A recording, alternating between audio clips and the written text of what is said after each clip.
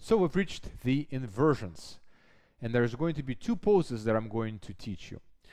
In all honesty, inversions are probably one of the more challenging poses in yoga, and they take quite some time to master. They require great upper body strength, and they also put a lot of pressure on the spine. So for the beginner course, such as the one that we're doing here, I'm going to teach you just two poses that beginners can easily handle.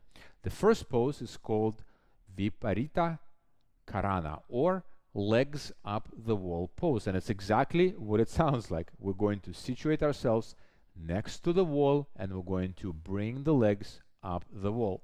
So you obviously have a wall in your house. You're going to sit parallel to the wall, bringing your hips as close to the wall as possible. Then you're going to lie down on your back and bring the legs up the wall, and maybe kind of scooch yourself a little bit closer to the wall if possible. The head is preferably lying flat on the floor. If this is completely uncomfortable, you can put a pillow or a block, but it's better that your head is on the floor, because remember, an inversion is where our head is lower than the heart. So while this is not as evident here, but there's a bit of an angle, so the heart is located a little bit higher than the head. Now, because your legs are up the wall, you will definitely feel a different sensation in the legs, like your blood is draining through from your legs all the way into your body.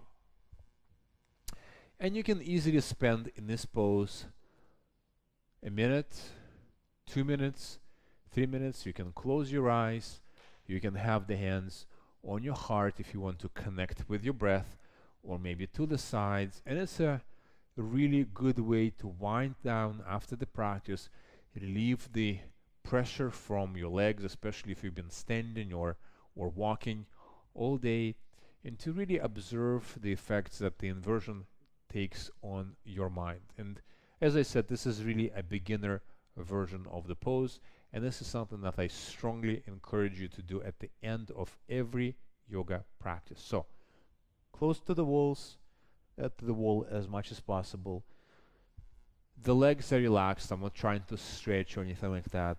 Very relaxed legs, hands on the floor, eyes closed, and just staying here for a minute or two. To come out of this pose, simply sliding the legs sideways and coming up into sitting. Now, if you spend a lot of time on inversions, you want to do the coming out of the inversion in a slow way, so that you are allowing enough time for the blood to drain from your head.